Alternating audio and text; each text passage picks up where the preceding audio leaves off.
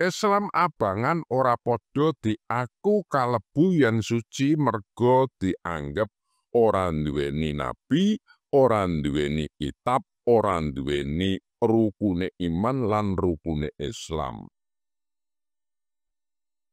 Ing mangka kalimat kaya niku bilih dinalar kanthi jero jan-jane tembunge para penjajah.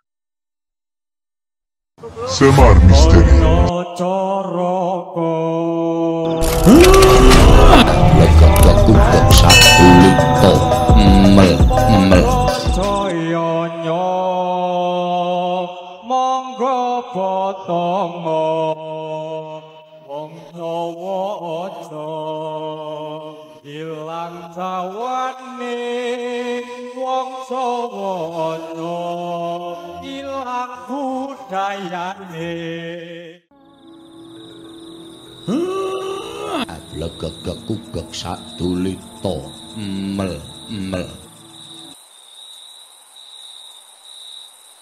Wedharan menika medharaken rikalane durung ana agama Islam mlebu teng Nusantara. Mrigine wong Jawa mpun duweni ageman ingkang nama kapitayan. Kapitayan iku Islam. Dadi Islam sadurunge dadi agama, wong Jawa wis Islam luwih dhisik. Pramila saengga saprene disebut Islam Jawa, Islam abangan, Islam abuge, Islam KTP.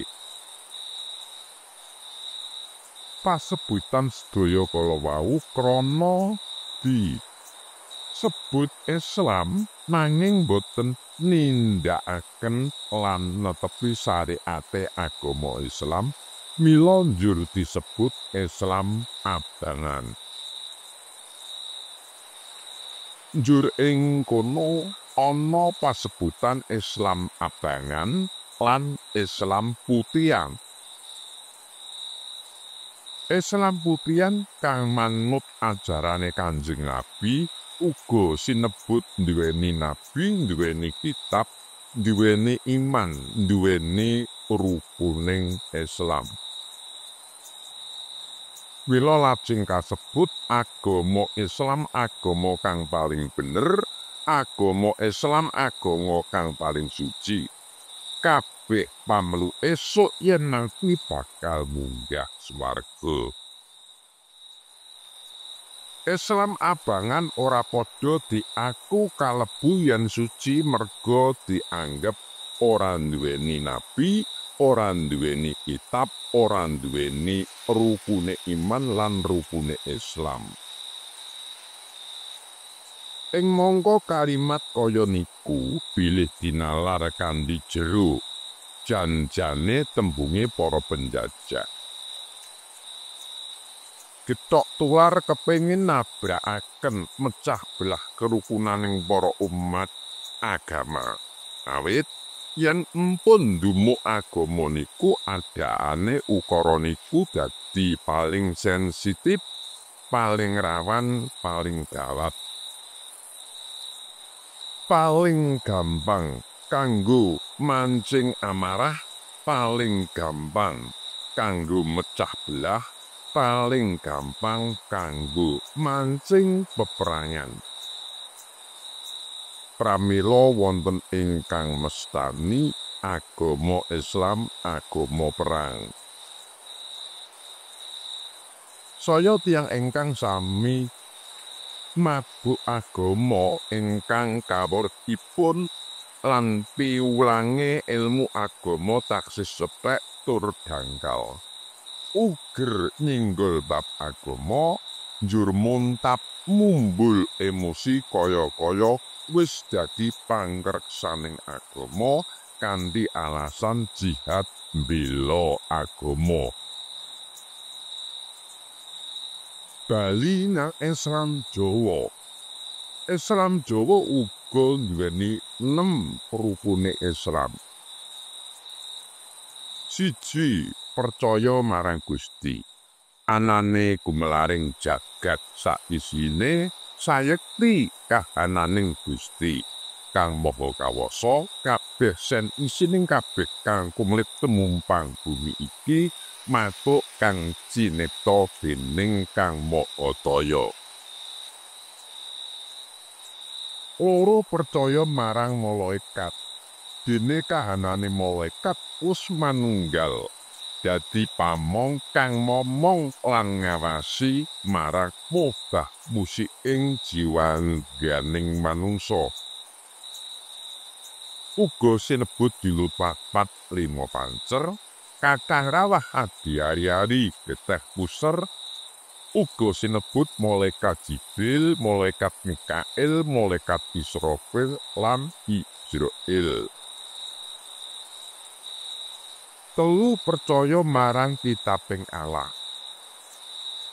Kitab Allah kuwi dudu buku tulisan katulis dening menungsa iku dudu, nanging kang sinebut kitabing Gusti Allah kuwi kitab Kolbu. Kitab Kolbu kuwi kitab peparinganing Gusti Allah wiwit lair wis digawa mapane tumancep ing dodo saben wektu mesti diwaca tanpa dalil gampang disurasa. Ayate ayat teles tinulis tanpa sarana. Tembunge ana tulisan tanpa papan, mapane tanpa jendelan. Papat percaya marang utusane utawa rasul, kang tegese kudu tansah percaya lan bekti marang wong tuwa saklorone. Jalaran sarana rom ibu mau minangka dadi utusaning Gusti supaya klairake marang jejering kabeh manungsa, yakuwi kang sinebut utusan lan rasul sejati.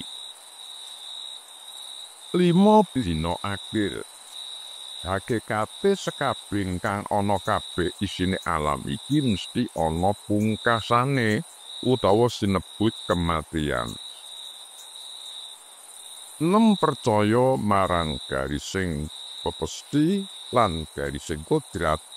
Sekabeh kang gumelar isining jagat iki wis inudrat lan ginaris marang purubane kang kawasa ya Kang Maha Daya. Rukune Islam ana 5. 1 syahadat, 2 salat, 3 zakat, 4 poso, 5 kaji. 1 syahadat hakikate dumunung ing laku temen. Dene mapane ana ing pangucap utawa wicara kang tegese aja rumangsa bisa netepake syahadat yen to wicara lan pangucape mau isih demen mencela-mencel ora bisa diugemi. Loro salat hakikate ana laku jujur kang tegese jujur sawiring tumindak. Dene mapane ana pamireng aja rumangsa yen sekabehing salat mau bakal tinarima yen to langkune mau isih kadunungan rasa jail metakil dengki srei panasten open lan dakwen. 3 zakat hakikate ana laku utama kang tegese kudu tansah sabar lan narima. Dene mapane ana paningal aja rumangsa yen kabeh zakat iku mau bakal dinarima yen to biya kanthi zakatake mau asal saka anggone apus-apus lan mresepadaning urip. 4 poso hakikate ana laku pasrah kang tegese bisa masrahake marang uripe lan patine marang purbane Gusti Kang Maha Kawasa. Dene mapane ana panggondo yen to isih seneng isep-isep marang wadining liyan aja rumangsa yen pasane iku mau pinarima. 5 kaji hakikate ana lakuna longso kang tegese kudu tansah ngagungake ing panelongso marang Gusti Kang Maha Kawasa murih yen wis puputing yuswa tekaning pati antuk dalan kang bener. Dene mapane ana ing rasa rumangsa lan rasa rungrasa. Aja rumangsa yen sekabehing kaji mau bakal dinarima yen to uripe isih duga ngongso-ongso kepengin numpuk donya bondo tanpa linambaran budi welas asih marang sepadhaning urip. Menggah makaten kala wau jigar lan medharipun Islam Jawa nengenaken dhateng hakikat didi syariat. Salam klampis ireng TV. Rahayu, rahayu, rahayu kang sami benanggi.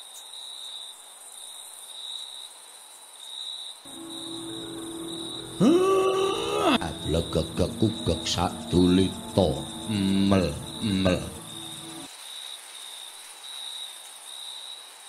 Tang samar mamoring sukma sinokmaya winaya wing sepi sumimpen dalang ing kalbu pambukaning warana talen saking liyep layaping aluyup